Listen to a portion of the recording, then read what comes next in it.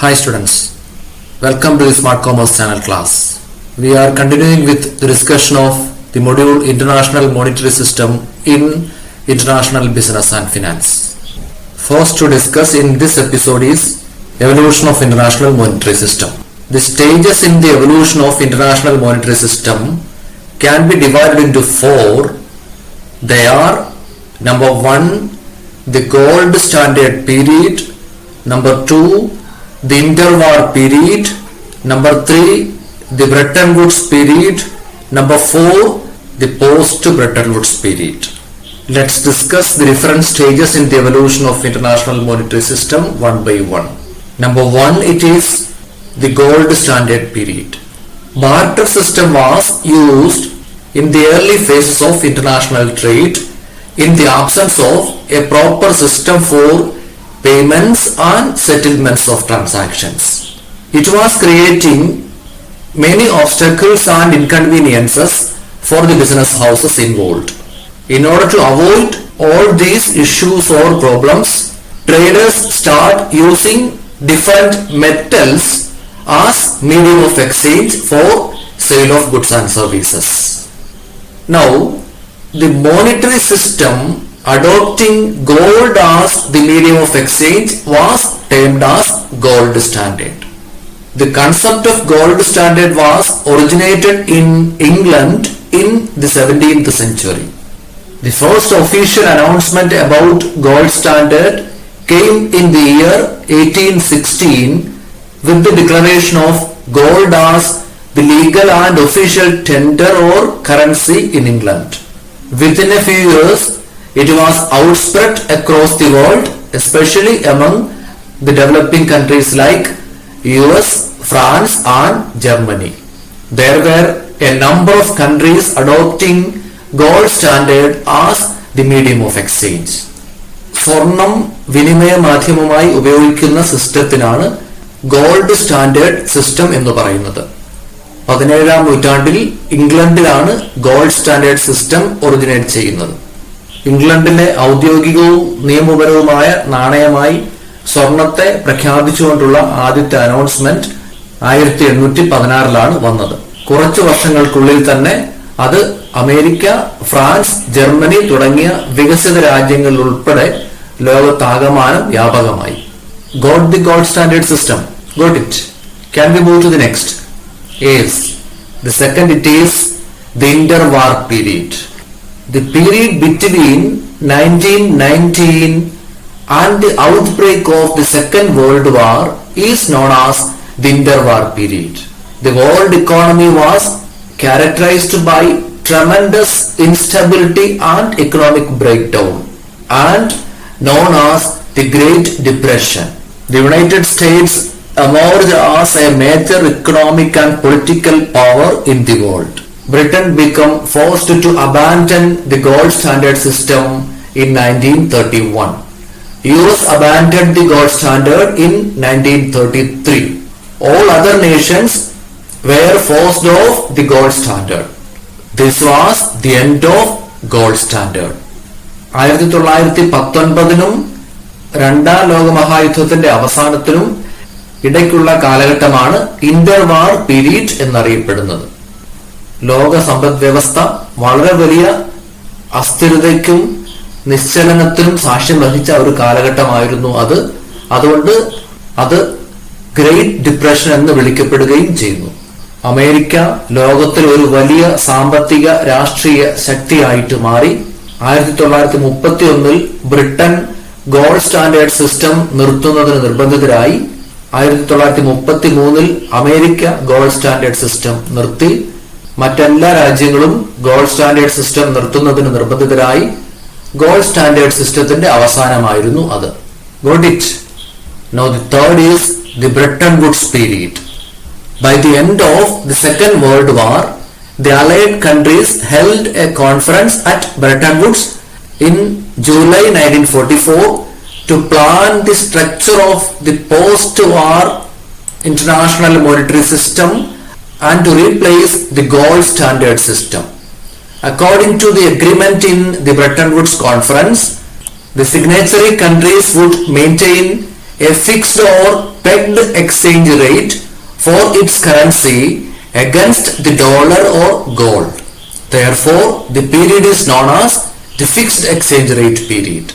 Bretton Woods Conference also resulted in the formation of the International Monetary Fund (IMF). രണ്ടാം ലോകമഹായുദ്ധത്തിന്റെ അവസാനത്തോടു കൂടി ബന്ധപ്പെട്ട രാജ്യങ്ങൾ യുദ്ധാനന്തരമുള്ള international monetary സിസ്റ്റത്തിന്റെ structure plan ചെയ്യുന്നതിനും ഗോൾഡ് സ്റ്റാൻഡേർഡ് സിസ്റ്റം മാറ്റുന്നതിനും വേണ്ടി ബ്രട്ടൺ വുഡ്സിൽ വെച്ച് 1944 ഒരു കോൺഫറൻസ് നടത്തി. കോൺഫറൻസിലെ എഗ്രിമെന്റ് അനുസരിച്ച് എഗ്രിമെന്റിൽ ഒപ്പുവെച്ച രാജ്യങ്ങൾ തങ്ങളുടെ കറൻസിക്ക് ഗോൾഡിന് അല്ലെങ്കിൽ ഡോളറിന് എതിരെ ഒരു നിശ്ചിത വിനിമയ നിരക്ക് നിലനിർത്തണം. അതുകൊണ്ട് ഈ കാലഘട്ടം ഫിക്സ്ഡ് എക്സ്ചേഞ്ച് റേറ്റ് കാലഘട്ടം എന്നാണ് അറിയപ്പെടുന്നത്. Now last, the fourth stage, it is the post Bretton Woods period.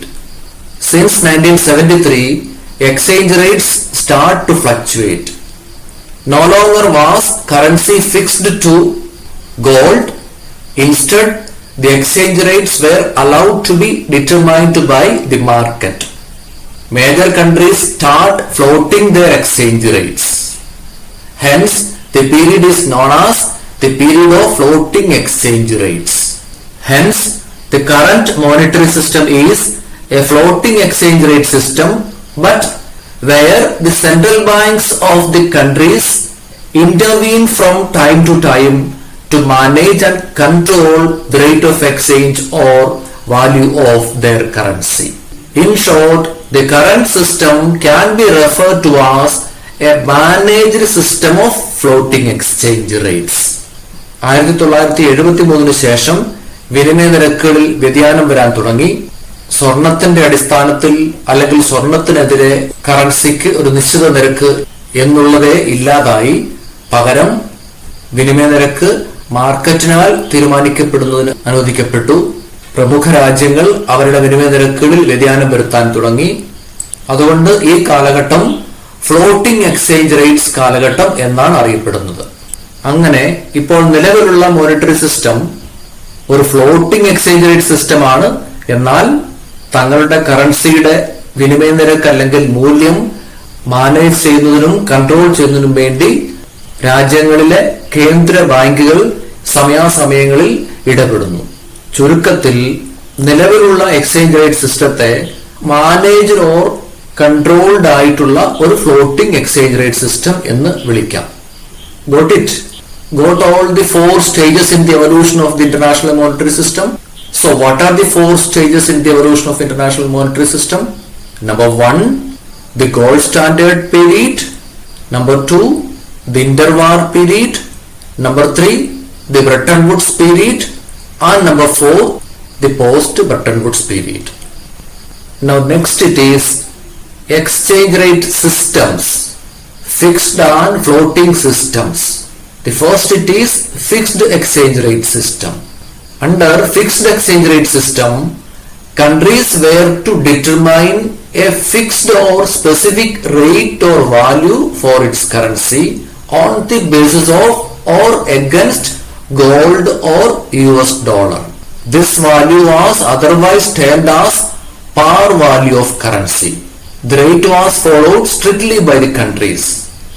Any sort of deviations were seriously and immediately controlled by the central banks of the countries. The central banks were to take all possible steps to maintain the fixed exchange rate. Fixed exchange rate systemത്തിൽ രാജ്യങ്ങൾ തങ്ങളുടെ കറൻസിക്ക് സ്വർണത്തിന്റെ അല്ലെങ്കിൽ US ഡോളറിന്റെ അടിസ്ഥാനത്തിൽ അല്ലെങ്കിൽ സ്വർണത്തിന് അല്ലെങ്കിൽ US ഡോളറിന് എതിരെ ഒരു നിശ്ചിത വിനിമയ നിരക്ക് അല്ലെങ്കിൽ മൂല്യം തീരുമാനിക്കണം.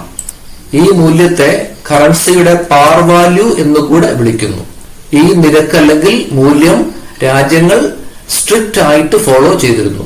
ഏതെങ്കിലും തരത്തിലുള്ള വ്യതിയാനങ്ങൾ വന്നാൽ രാജ്യങ്ങളുടെ കേന്ദ്ര ബാങ്കുകൾ സീരിയസ് ആയിട്ടും പെട്ടെന്നും അത് നിയന്ത്രിച്ചിരുന്നു. നിശ്ചിത വിനിമയ നിരക്ക് നിലനിർത്തുന്നതിനു വേണ്ടി കേന്ദ്ര ബാങ്കുകൾ സാധ്യമായ എല്ലാ നടപടികളും സ്വീകരിക്കേണ്ടിയിരുന്നു. Got it? Let's move to the next. Next it is floating exchange rate system. Floating exchange rate system refers to a system in which exchange rates are determined on the basis of the market condition, that is on the basis of the demand and supply of currency in the market. The exchange rate moves along with the changes in the demand and supply pattern.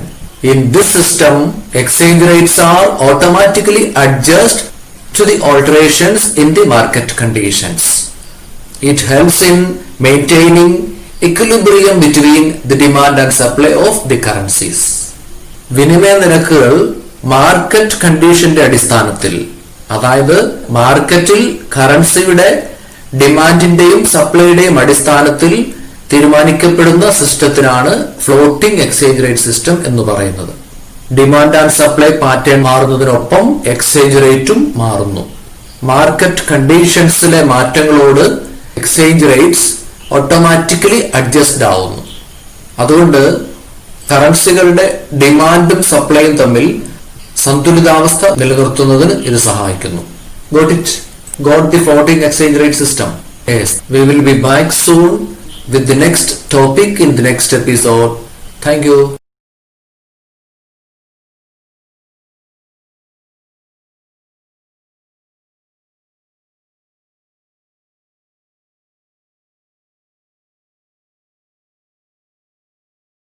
For the easy access of the classes, please subscribe the channel.